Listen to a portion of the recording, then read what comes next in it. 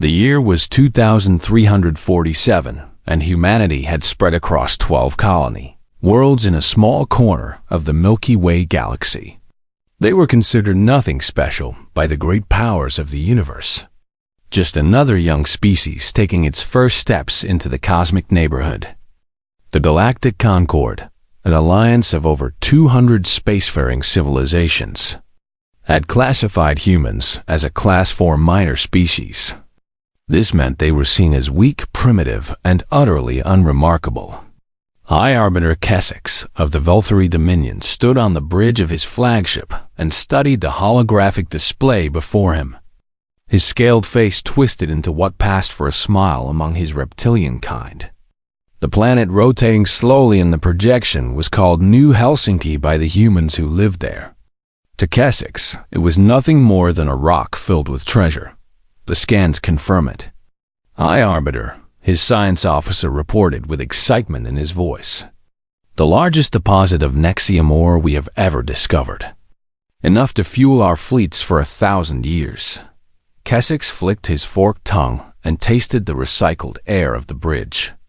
Nexium was the lifeblood of interstellar travel. Without it, no ship could bend space and cross the vast distances between stars. Whoever controlled Nexium controlled the galaxy itself. And what of the inhabitants? Kessex asked without much interest. Approximately 3 million humans, High Arbiter. They have a small defense force, but nothing that could challenge us. Our intelligence reports indicate they are a soft species. They require sleep for nearly a third of their lives. They form emotional bonds that cloud their judgment. They have never faced a true predator race. Kessex laughed, and the sound echoed through the bridge like rocks grinding together. The Velthari had conquered hundreds of worlds over their long history. They had crushed species far more advanced than these pitiful mammals. This would be easy. Send the message, Kessex commanded. The transmission reached New Helsinki within seconds. Governor Elena Vasquez was in her office, reviewing agricultural reports when her communication officer burst through the door with panic on his face. "Governor, you need to see this right now." Elena followed him to the command center where her staff had gathered around a large screen. The face of High Arbiter Kessex filled the display. His yellow eyes held nothing but contempt as he delivered his ultimatum. "Creatures of New Helsinki, I am High Arbiter Kessex of the Velthari Dominion. Your world now belongs to us. You have 1 solar cycle to evacuate all personnel and abandon this planet. Any resistance will result in complete extermination. This is not a negotiation. This is your only warning." The transmission ended and silence filled the room. Elena looked at the faces of her people and saw fear, confusion, and uncertainty. She understood those feelings because she felt them too. But beneath them something else stirred. Something old and primal that humans had carried with them since their ancestors first stood upright on the African plains. "How many ships do they have?" Elena asked calmly. 40 warships in orbit, Governor. Each one is larger than anything in our defense fleet. "And how long until Earth receives our distress signal?" 3 weeks at minimum. The nearest naval base is even further. Elena nodded slowly and walked to the center of the room. Every eye was on her now. These people were looking to her for guidance, and she would not let them down. "Open a channel to the Velthari fleet," she ordered. A communication officer hesitated for just a moment before obeying. The screen flickered, and once again the reptilian face of Kessex appeared. He seemed amused that the humans had responded so quickly. "Have you come to discuss the terms of your surrender, mammal?" he asked. Elena stood tall and spoke with a voice that carried no fear. "I am Governor Elena Vasquez of New Helsinki. I speak for every man, woman, and child on this world. We have received your message, and we have considered your demands. And we do not negotiate with threats. If you want this world, then come and take it." Kessex blinked in surprise and then burst into laughter. His officers joined him, and the sound of their mockery filled the command center. "You foolish creature," Kessex said, when he finally stopped laughing. "Do you have any idea what you have just done? My soldiers have crushed empires. We have hunted species to extinction for lesser insults. What can your pathetic kind possibly do against us?" Elena smiled, and it was not a friendly expression. It was the smile of a wolf showing its teeth. "I suppose you will find out." She cut the transmission and turned to her staff. "Begin evacuation of non-combatants to the mountain shelters. Activate all militia units. Distribute weapons to every citizen who can hold one. And someone get me Admiral Chun on a secure channel. Far across the galaxy, in the great halls of the Galactic Concord, a being older than most civilizations stirred from its contemplation. The Chronicler was an artificial intelligence created by a species that had ascended beyond physical form millions of years ago. Its purpose was to observe, record, and occasionally advise the younger races. Something had triggered its attention protocols. A minor species was about to be attacked by a major power. This happened frequently and rarely warranted concern. But when the Chronicler accessed the file on humanity, it found something unusual. The file was sealed and classified at the highest level. The Chronicler broke the seal with ease and began to read. What it discovered caused it to experience something it had not felt in over 10,000 years. Alarm! Within seconds, the Chronicler transmitted an urgent message to the Velthary fleet. "This is the Chronicler of the Galactic Concord. You must withdraw from human space immediately. You do not understand what you have provoked. These beings are not what they appear to be. Cease all hostile actions at once." High Arbiter Kessex received the message and dismissed it without a second thought. What can an ancient machine possibly know about war? The Velthary were the greatest warriors in the galaxy. No soft-skinned mammal could threaten them.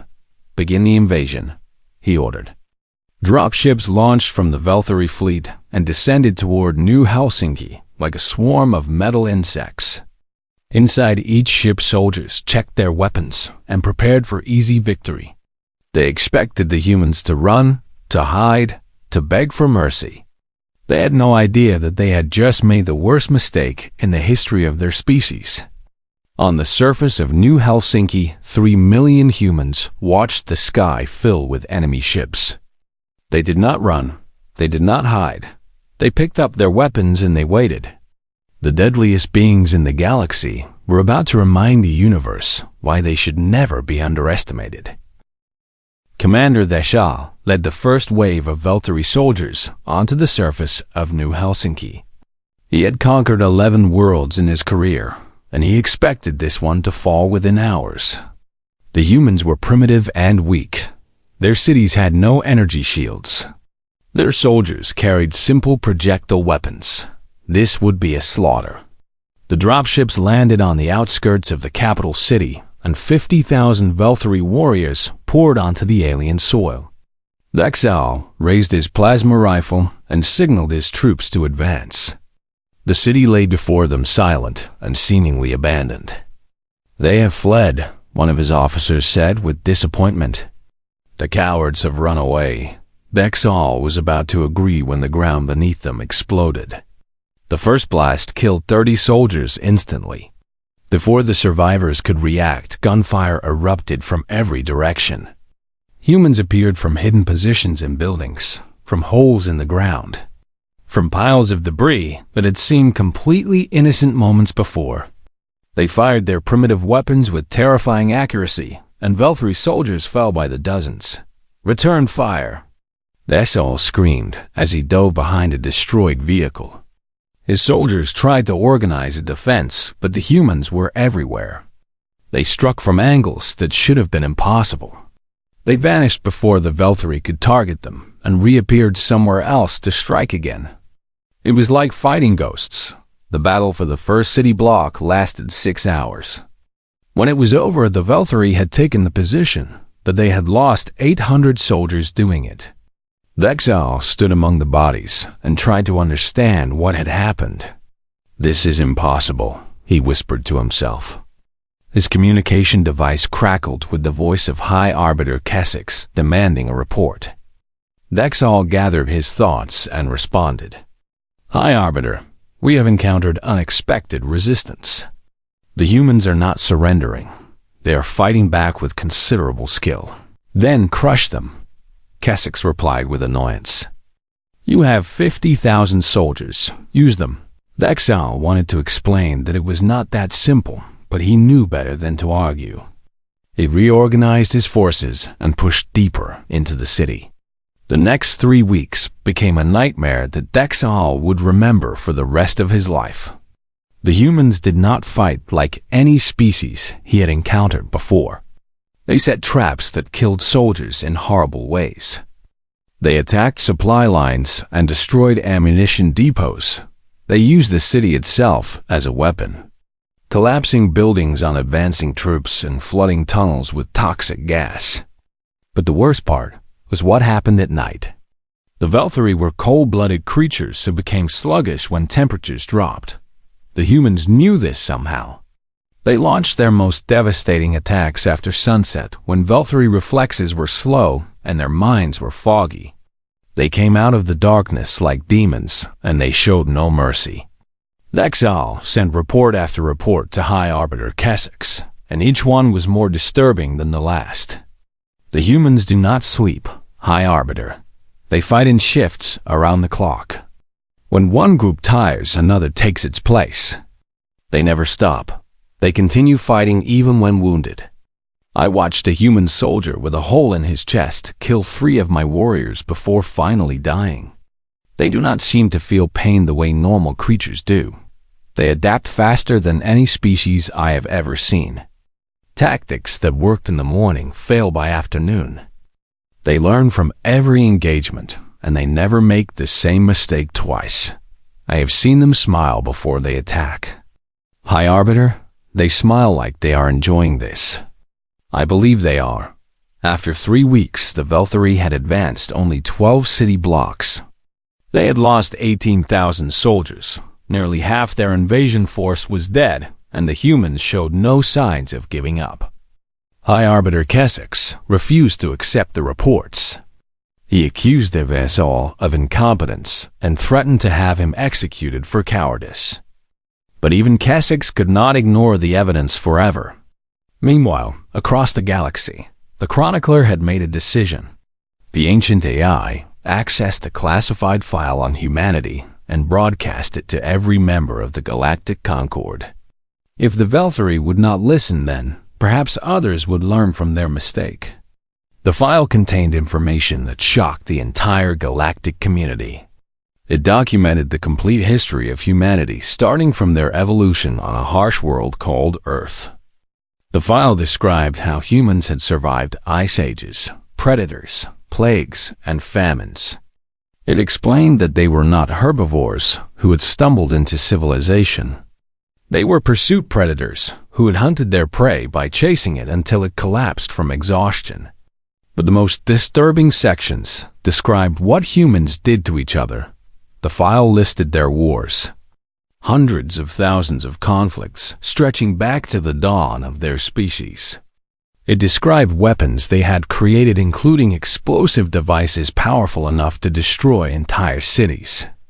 It mentioned something called nuclear bombs that humans had actually used on themselves. One section of the file was highlighted in red warning text. It read, "Humans are not a prey species that learned civilization. They are apex predators that learned restraint. Do not make them abandon it." The Concord erupted in debate and discussion. Some species refused to believe the file. Others demanded that humanity be contained before they became a threat to everyone. A few quietly began making plans to establish friendly relations with Earth. None of this mattered to the soldiers fighting on New Helsinki. Commander Thessal crouched in a ruined building and listened to the sounds of battle echoing through the streets. His forces were exhausted and demoralized. Every day brought new casualties and no progress. He had begun to realize that the Velthari might actually lose this war. Then his scanner detected something that made his blood run cold. Multiple contacts were emerging from hyperspace. The Valkyrie fleet in orbit was reporting ships approaching at high speed. Dexal checked the identification signals and felt his heart sink. The ships were human. 60 warships of the United Earth Navy dropped out of hyperspace and formed a battle line facing the Valkyrie fleet. At their head was a massive carrier vessel bearing the name Wen Ragnarok. On its bridge stood a man whose reputation had spread even to non-human species, Admiral James Okonkwo. Known throughout the military as the Hammer, had arrived. He looked at the tactical display showing the Valkyrie fleet and smiled the same wolf smile that Governor Vasquez had shown weeks earlier. His crew watched him with anticipation and respect. They knew what was coming. "Open a channel to the enemy fleet," Okonkwo ordered. When the connection was established, he spoke with a voice like rolling thunder. "This is Admiral James Okonkwo of the United Earth Navy 3rd Fleet. You have attacked human civilians, and you have refused our governor's generous offer to leave peacefully. That offer is no longer on the table. You came here to exterminate our people. Now you will answer for that decision. Prepare to defend yourselves." He cut the transmission and turned to his weapons officer. "All ships engage at will. Leave none standing." The battle for New Helsinki was about to enter its final phase. The space above New Helsinki became a storm of fire and death as two fleets clashed in the darkness between worlds.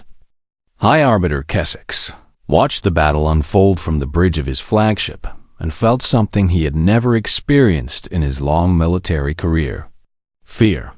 The human ships were smaller than Valkyrie vessels, but they moved with impossible speed and precision. They darted through the battlefield like predatory fish, striking hard and vanishing before the Valkyrie gunners could lock on. Their weapons were unlike anything Kessex had seen before. Missiles that split into dozens of smaller projectiles.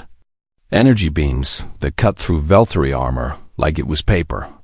Railguns that fired metal slugs at incredible velocities. How are they doing this? Kessex demanded as another one of his ships exploded on the tactical display. His tactical officer was sweating despite the cold bridge temperature. "Their movements make no sense, High Arbiter. Our computers cannot predict their patterns. It is like they are fighting on pure instinct." That was exactly what the humans were doing.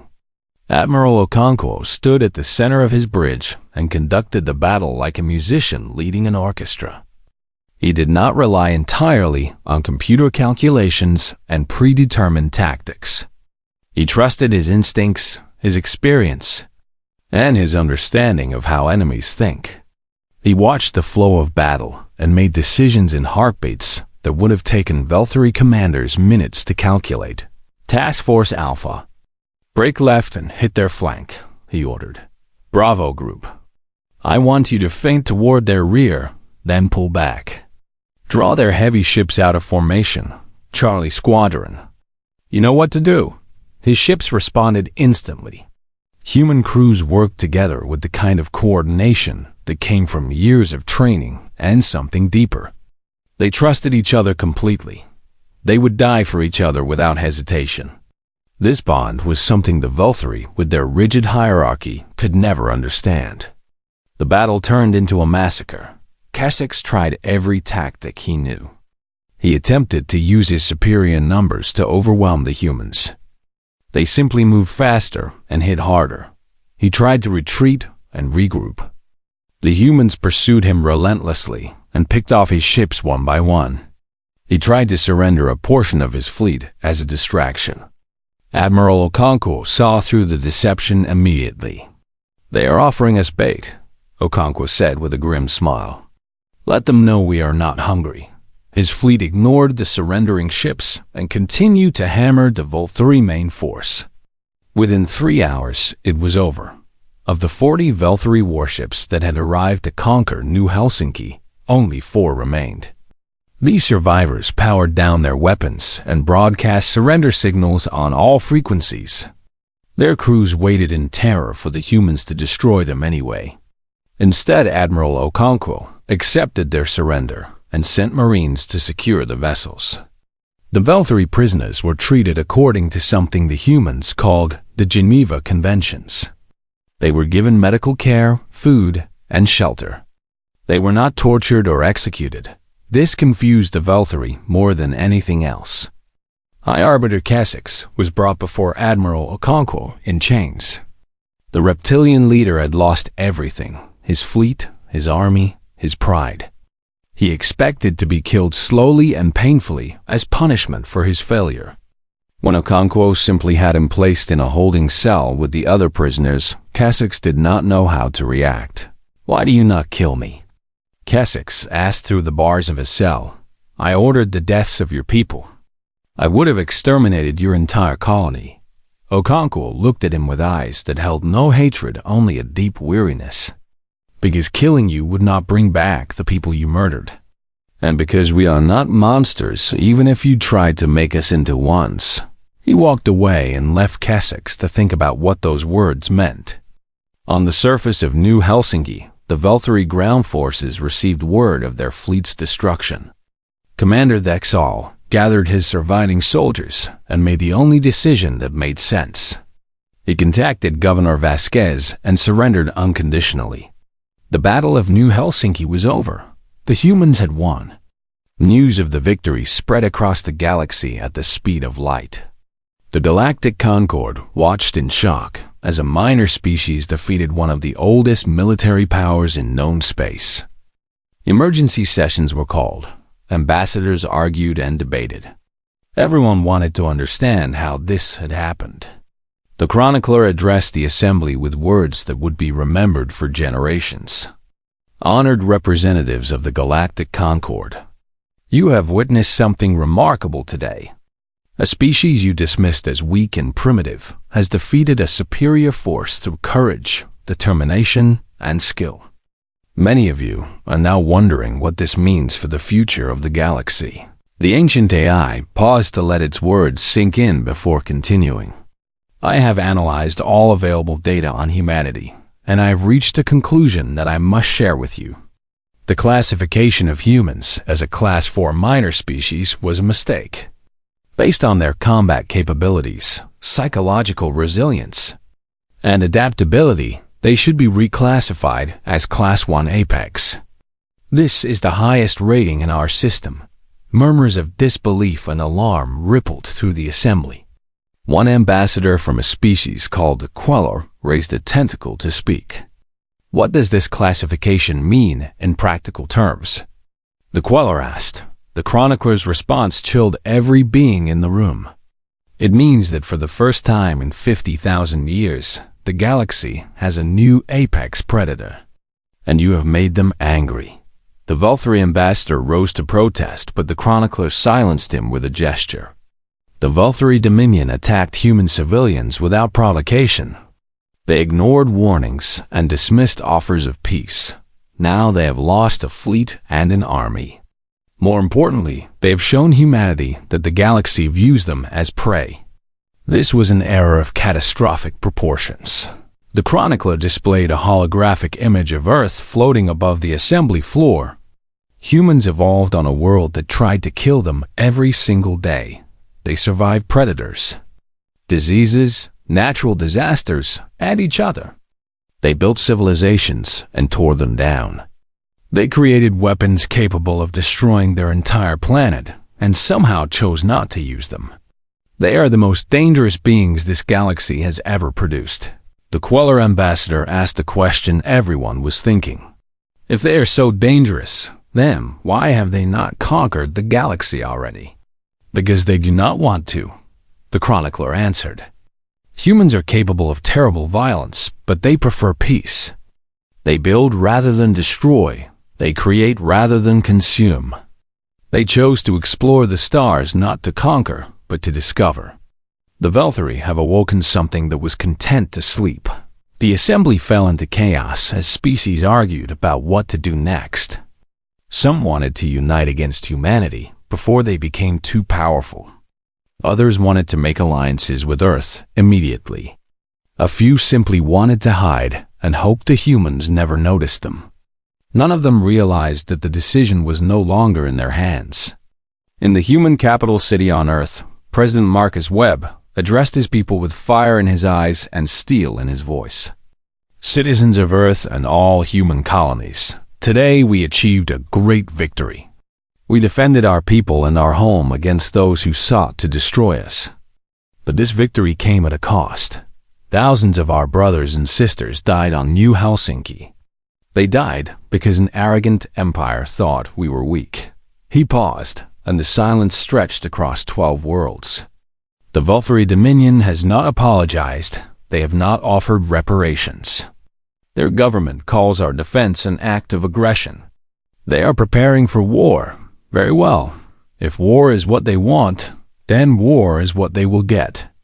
We did not start this fight, but by God, we will finish it. Across human space, billions of people watched their president declare what would become the largest conflict the galaxy had ever seen. The Valkyrie had wanted to conquer a small colony. Instead, they had awakened a sleeping giant. Now that giant was rising, and the entire universe would tremble. The Valkyrie Dominion responded to their defeat at New Helsinki with fury and pride.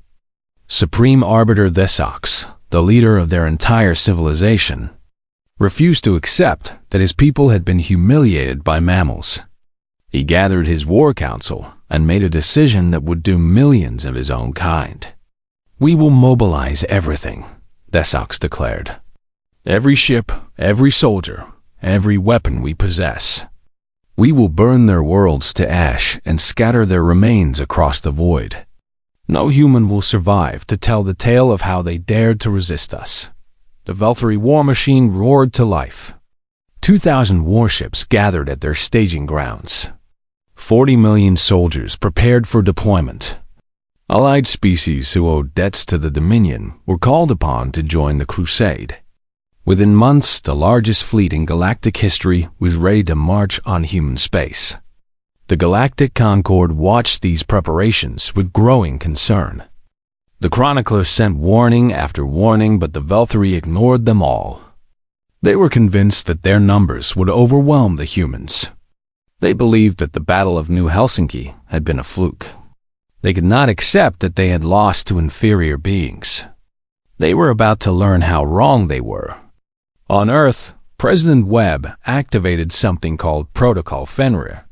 This was the name humans had given to their full wartime mobilization plan. Within days, the entire species transformed from peaceful explorers into a unified war machine. Civilian shipyards stopped building cargo vessels and began producing warships. Factories that made consumer goods switched to manufacturing weapons and ammunition. Scientists abandoned their research projects and focused entirely on developing new military technologies. The human economy pivoted to war production with a speed that shocked every observer. But the most remarkable transformation happened among the people themselves. Recruitment centers across human space were overwhelmed with volunteers. Young and old, rich and poor, people from every background and profession lined up to serve. They did not need to be forced or conscripted. They wanted to fight. The Valkyrie had threatened their families and their homes. Nothing could stop them from answering that threat. Admiral Okonkwo was promoted to Supreme Commander of all human military forces. He gathered his senior officers on the bridge of the newly commissioned UN Terra's Fury and laid out his strategy. The Valkyrie believe they can crush us with numbers, Okonkwo explained. They are wrong. We will not meet them in pitched battles where their fleet size matters. We will use our advantages against them. He pointed to a star map showing Valkyrie territory. Speed, adaptability, unpredictability. These are our weapons. We will strike where they do not expect us. We will destroy their supply lines and cripple their infrastructure. We will make them bleed for every light year they advance. The war began in earnest 3 months after New Helsinki. Human fleets struck Valkyrie outposts across 100 star systems simultaneously.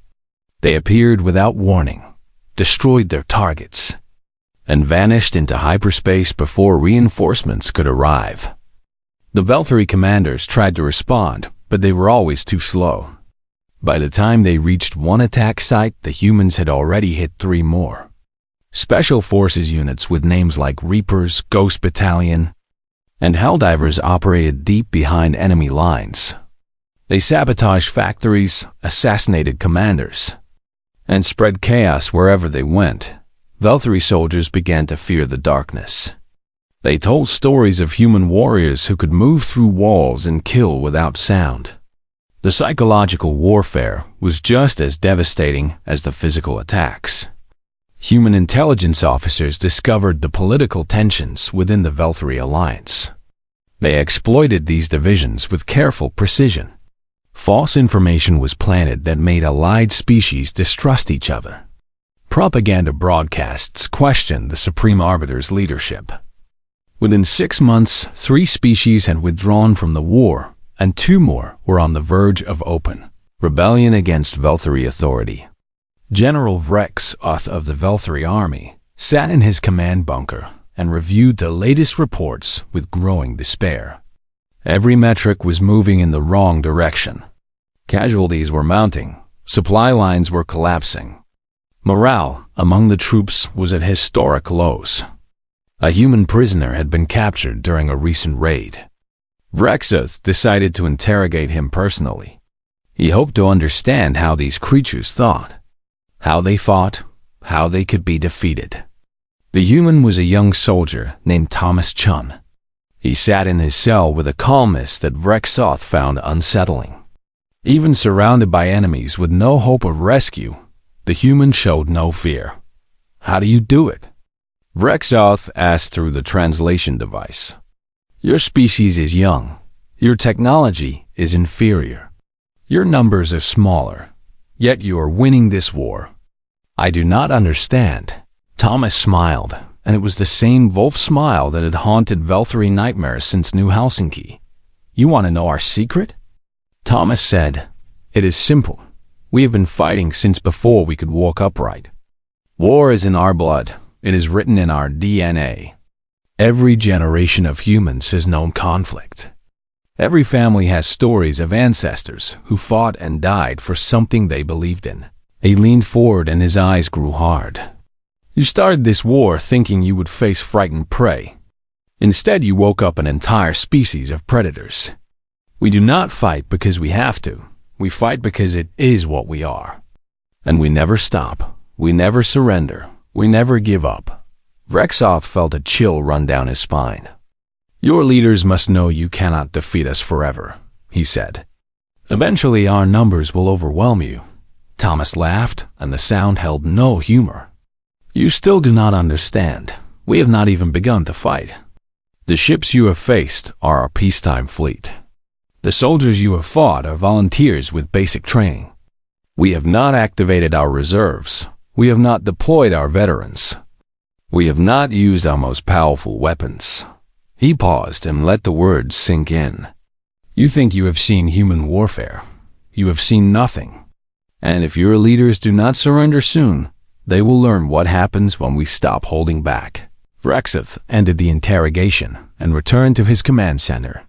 He immediately requested a direct communication with Supreme Arbiter Desox. "We must negotiate," Vrexoth said. "This war cannot be won. The humans are not what we thought they were. Every day we continue fighting, we lose more than we gain." Desox refused to listen. Pride and stubbornness blinded him to reality. He ordered Vrexoth to continue the offensive and threatened execution for defeatism. The war continued. 1 year after the attack on New Helsinki, the balance of power had completely shifted. Human forces had pushed the Velthari back on every front. 14 Velthari colony worlds had been captured. Their fleet had been reduced by half. Their alliance was crumbling. Throughout the galaxy, other species watched these events with a mixture of awe and terror. Many began quietly making diplomatic overtures to Earth. They sent gifts and trade proposals. They offered intelligence on Velthari movements. They wanted to be on the winning side when the war ended. The Chronicler updated its records and broadcast a new assessment to the Galactic Concord. The Velthari human war has entered its final phase. Human victory is now inevitable. The only questions that remain are how long the war will continue and how many Velthari will survive. Based on current projections, the Dominion will collapse within 2 years unless they seek peace immediately. It added a final note that would be studied by military scholars for centuries. Humanity has demonstrated capabilities that exceed all previous estimates. Their industrial capacity has increased by 300% since the war began. Their military technology has advanced by at least 2 generations. Their population shows no signs of war fatigue or desire for premature peace. They are the most dangerous species this galaxy has ever encountered. Aboard his flagship, Admiral Okonkwo looked at a star map showing the Velthari homeworld. His fleet was now strong enough to strike at the heart of the enemy empire. The war could end within months if he gave the order. He thought about all the humans who had died in this conflict. All the families torn apart, all the dreams destroyed. The Velthari had started this war with arrogance and cruelty. They deserved whatever fate awaited them. But Okonkwo remembered something his grandfather had told him long ago. The measure of a warrior is not how fiercely he fights, but how wisely he makes peace. He made his decision. Set course for Veltharis Prime, he ordered. It is time to end this. The human fleet emerged from hyperspace above Veltharis Prime, and the entire planet fell silent. 150 warships hung in the darkness like vengeful gods. Their weapons were charged and ready. Their crews waited for the order to begin the final destruction of an empire that had sought to exterminate them. Supreme Arbiter Desox stood on the balcony of his palace and looked up at the sky filled with enemy vessels. His world was surrounded. His fleet was shattered. His allies had abandoned him. Everything he had built over centuries of conquest was about to end. For the first time in his long life, Desox felt truly afraid. His military advisors urged him to surrender, but he could not bring himself to give the order. The Velthari had never surrendered to anyone. They were conquerors and warriors. Going to a species of mammals was unthinkable. Then the human transmission arrived. Admiral Okonkwo's face appeared on every screen across Veltharis Prime. His expression was calm and serious. He spoke with the weight of a man who held the fate of billions in his hands. Supreme Arbiter Desox and people of the Velthari Dominion, I am Admiral James Okonkwo of the United Earth Navy. My fleet is in position to reduce your planet to rubble. We have the power to exterminate your entire species, just as you plan to exterminate ours. He paused, and every Velthari held their breath. But that is not why we are here. Confusion rippled through the Velthari population. They'd expected threats, demands for unconditional surrender, promises of revenge. Instead, the human admiral's voice grew softer. You started this war with an act of aggression against innocent civilians. You killed thousands of our people simply because they lived on a world you wanted. By any measure of justice, you deserve destruction. However, we did not come all this way to become monsters. Vengeance will not bring back our dead. Genocide will not heal our wounds. We have learned through bitter experience that cycles of violence only create more violence. So, instead of demands, I bring you an offer. Desox leaned forward, unable to believe what he was hearing. Surrender unconditionally, Okonkwo continued. Submit your leadership to war crime tribunals. Pay reparations to the families of those you murdered. Sign a treaty of non-aggression and agree to respect the boundaries of other species. In exchange, we will not harm your civilians. We will not occupy your worlds beyond what is necessary to ensure compliance. We will help you rebuild what this war has destroyed. And in 50 years, when the wounds have healed, your grandchildren will be our allies, not our enemies. He let the offer hang in the air. The choice is yours. You have 1 hour to respond. Choose wisely. The transmission ended and chaos erupted across Veltharis Prime. Thesix's advisors shouted arguments for and against surrender. Military commanders debated whether they could mount a defense. Citizens flooded the streets demanding peace. In the end, it was the Sox himself who made the decision. He remembered the reports from New Helsinki. He remembered how the humans had treated Velthari prisoners with respect and dignity. He remembered General Vrexoth's warnings that had been ignored for too long. Perhaps these mammals were not the weak prey his people had believed them to be. Perhaps they were something far more complex. With trembling claws, Desox recorded his response. Admiral Okonkwo, I accept your terms. The Velthari Dominion surrenders unconditionally. I will submit myself to your tribunals and face judgment for my actions. I ask only that you keep your promise to spare my people. The reply came within minutes. Supreme Arbiter Desox, humanity accepts your surrender. Your courage in this moment has saved countless lives. We will honor our agreement in full. The war is over. Across the galaxy, beings watched in stunned silence as the Velthari Dominion laid down its arms. The greatest military power in known space had been brought to its knees by a species that most had dismissed as irrelevant. It was the most shocking event in 50,000 years of galactic history. But what happened next shocked them even more. The humans kept every promise they made. They did not loot Velthari cities or enslave their population.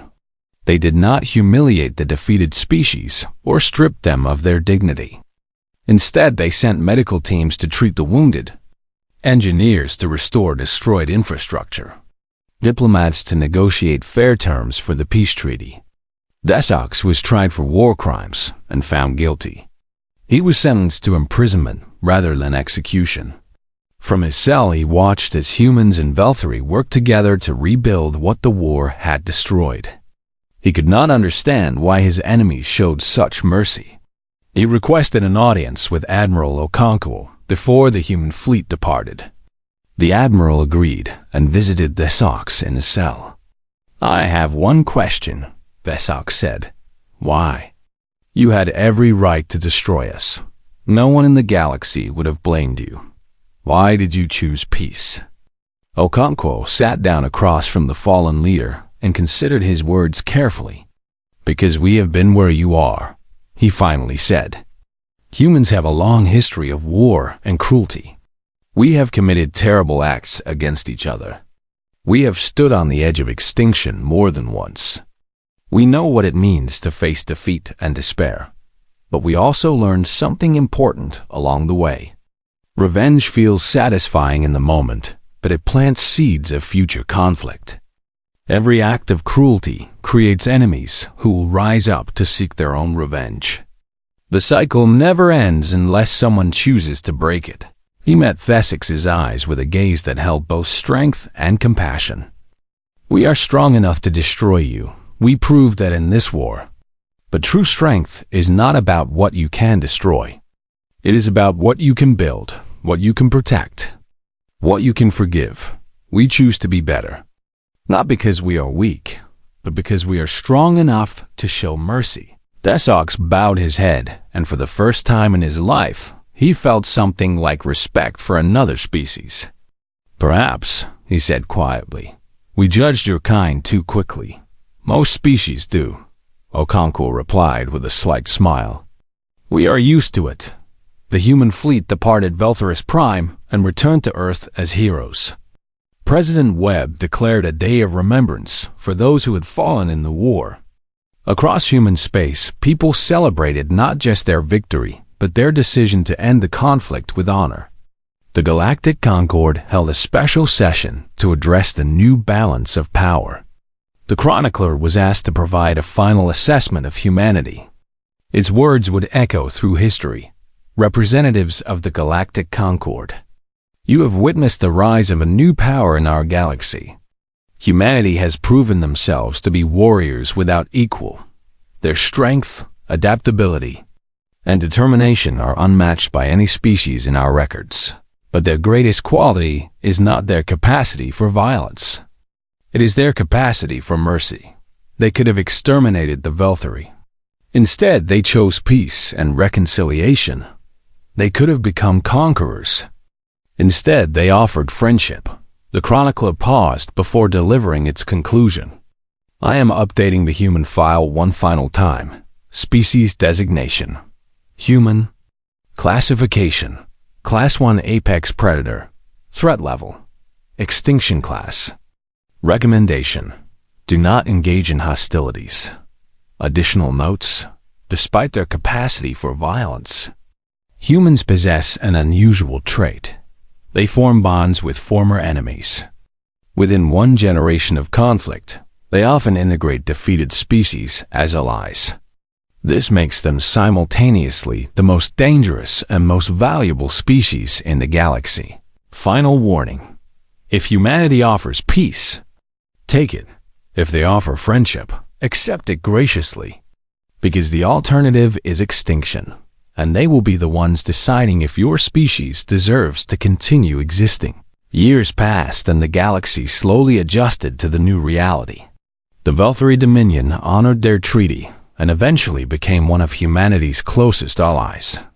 Other species sought partnerships with Earth, eager to be on the right side of the most powerful civilization in known space.